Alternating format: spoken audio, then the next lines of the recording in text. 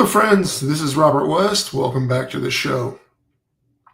Today's video is going to discuss the assassination of Charlie Kirk, who benefits from that assassination, and why people shouldn't jump so fast to the simple conclusions that you're hearing all over the media. Before we start, I just want to thank all the new viewers to the YouTube channel. Really appreciate that. If you haven't subscribed yet, please consider doing so. Doesn't cost anything. Also, feel free to comment, like, share. All right, so as the thumbnail, we're going to talk about several things. First question is, whoever did this, were they an amateur or a professional? Amateur or professional? Straight up, I'll just tell you, I don't know. But there's a lot of questions that have to be asked, ones that probably won't get asked. For example, here's some things we do know. This rifle had initials on ammunition that were left in the magazine. They had initials left on the rifle. The shot was about 200 feet. There appears to be only one shot fired. It hit Kirk in the neck, not the general head area where you think that someone who's going to be doing that would be aiming for. So when you look at those things, the first question would be, well, would a professional put initials on a firearm and then leave it there to be found? Generally, the answer would be no. Professionals don't operate that way, at least within my realm of knowledge. But at the same time, if somebody wanted the government, an individual, the police, etc., to find the firearm and to find those things, then they would do that. Why the neck area, not the head area? Well, and why only one shot? Well, to be that confident and only take one shot. Now, let's compare.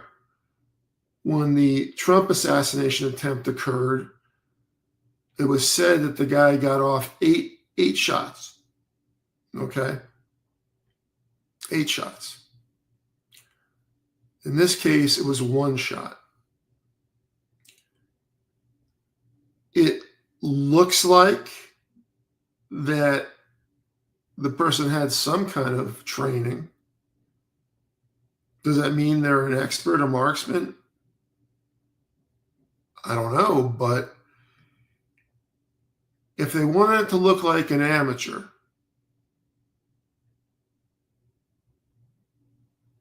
and they only took one shot, hitting a critical spot, the neck would probably be a very good spot for that.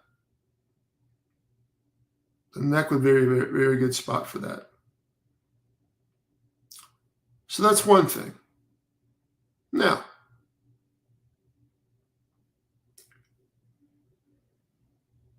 was it an individual, or could it have been the government?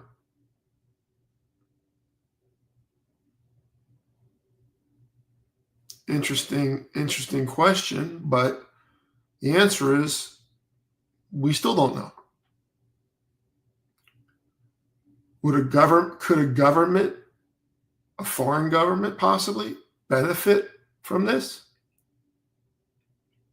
Well, keeping Americans divided does benefit certain governments, for sure. It benefits China, and it benefits Russia. It also can benefit some individuals. So it could be either. Do I think that a foreign government would send one of their operatives to actually do it? No. That's usually not how they operate. Usually they would get somebody to do the dirty work. They recruit somebody local who blends. So that's another question. But who individually benefits from this?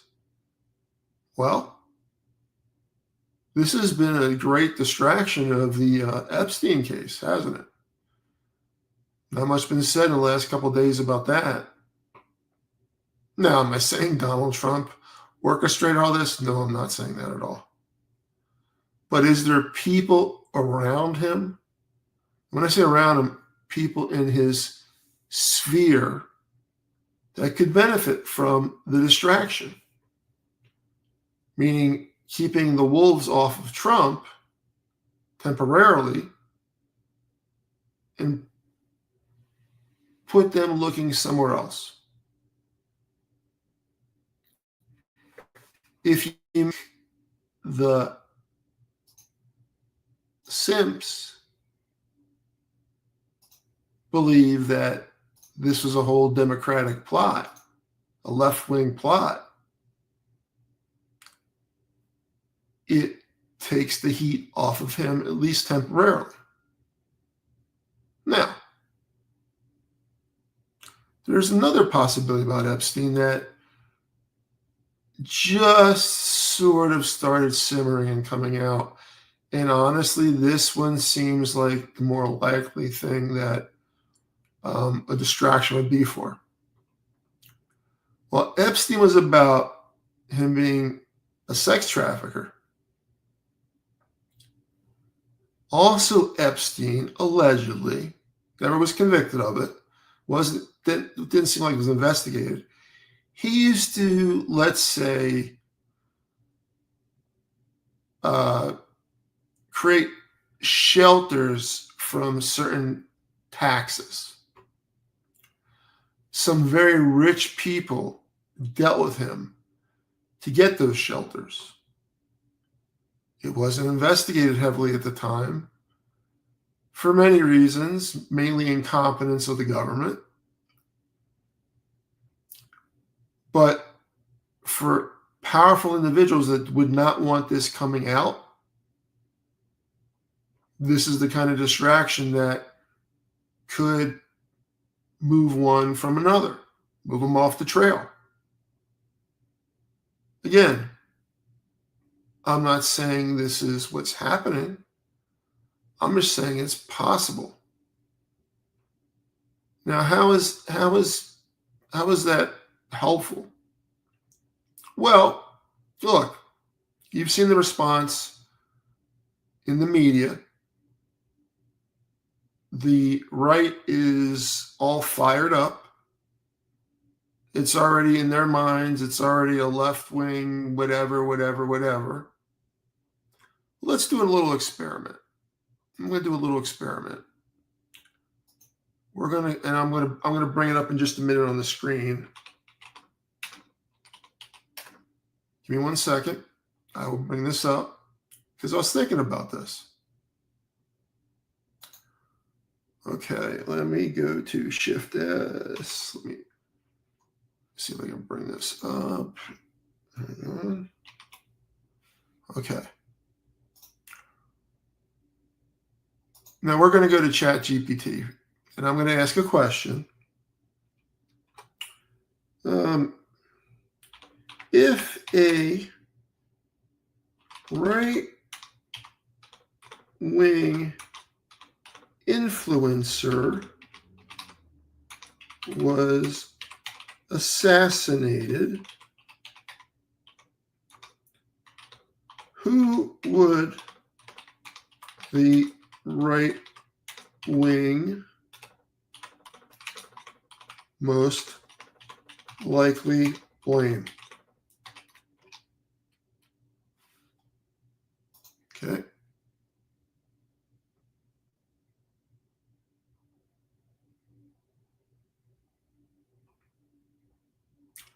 And here's what the answer was.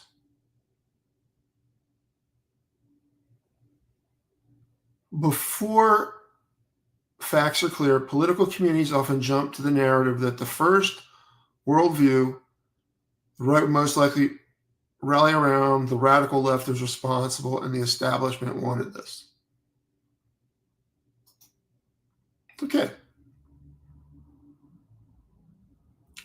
There you go. All the ire is on now the left, even though there's zero facts to support it yet. And again, that could be one possibility. Some nut wanted to shut this guy up. But here's the thing. With any type of political violence, if you stop the voice of one person, another 10 will pop up to take that person's place. So does that really stop it? No. Doesn't stop it at all. But again, if you're a simp, which most in the media are, and most of the people are being simps, because their immediate reaction is, it's always this one. Because of this, it automatically has to be that. And now, how would somebody or some group calculate the probabilities of what would happen if we do this, this happens. If we do this, that happens. And the simple analysis has to be AI. And I'm just using a free AI example. But I'm sure there's way better ones you get access to when you pay a lot more money. So they run probability statistics. And this is how you can get an idea of what will happen if you do X or if you do Y. This is not out of the realm of possibility anymore in today's world. So while it may seem, if I said this 30 years ago, it would seem nutty. But not with what's out there. This is a real world possibility. It could be anybody for a multitude of reasons, and distraction from Epstein could be the major factor, and then there's some bonuses along the way. Or it could be the Occam's razor, the most simple explanation, but that doesn't really apply in this case, because there's a lot more to it than this. People will do anything if they think their cause is right. Even supporters of Donald Trump, the most extreme hardcore ones, would do this if they thought it would help him. He could have absolute zero knowledge of any of this. Might even be appalled by it. I don't know. I don't know the man personally, but I just know his behavior in public. So before you come to any conclusions, as within any horrific event, let's look at some facts. And the other thing is, because Trump has soured the institutions, the FBI, the federal government, law enforcement, that even if the information came to play, one, I don't know if they would ever release it. And two, I don't know if anybody would even believe it. And that's the problem we have now. When you attack the institution over and over and over again. The Department of Justice is being used for personal vendettas. So, will we actually ever really know what happened here? I don't think so. I don't think so. I don't think we're going to ever really know. But certainly, I do believe that it's not going to be as simple as this is a left-wing nut, or in the case of other cases that are similar with those Minnesota legislators, it was a right-wing nut. There's way more to it. There's way more complexities. But I can tell you what, social media certainly has a piece of responsibility in all of these situations, because the rhetoric is always high, and keeping people divided means people are not working together to fix the actual problems. That's the truth. What's the actual truth in this situation? I don't know. But there's a lot of possibilities. It's probably not going to be the simplest thing possible. And I can tell you the people that are investigating, I've listened to them a few times on multiple networks. They are dumb as a box of rocks. They think they are following the breadcrumb trail. They are following a breadcrumb trail. This trail looks like it was created for them to specifically follow it. That's what it looks like to me. I could be wrong. I could be right. I could be right about a few things and wrong about other things. I don't know. But I'll tell you one thing. I don't know. I have no conclusions at this point in time because I haven't seen anything. It leads me to believe that it's one thing or the other. All right, friends, I know this is kind of a heavy one for the really the first video back since we've been down with the flu, but I wanted to do something a little bit different and just get everybody out there thinking a little bit. You know, nothing is always as it seems it is. The black and white stuff is not always black and white. It may seem black and white, but there's always some gray in there, and there's some other factors going on that people just don't see and predict. But again, with AI being readily available to anyone by paying or for free, you can run probabilities of what would happen if X happens, if Y happens, if Z happens. Does it mean it's going to happen exactly that way? No, it doesn't mean that. It does give sort of an analysis of what could happen. And do I believe people would use this for a situation like this, maybe? Absolutely. This is the future. This is why AI needs to be heavily regulated, not unregulated. All right, friends, that's it for this one. Thank you so much for watching. Hope you're having a good day. Please, if you haven't subscribed yet, please do so. Feel free to comment, like, share. We'll see you in the next video.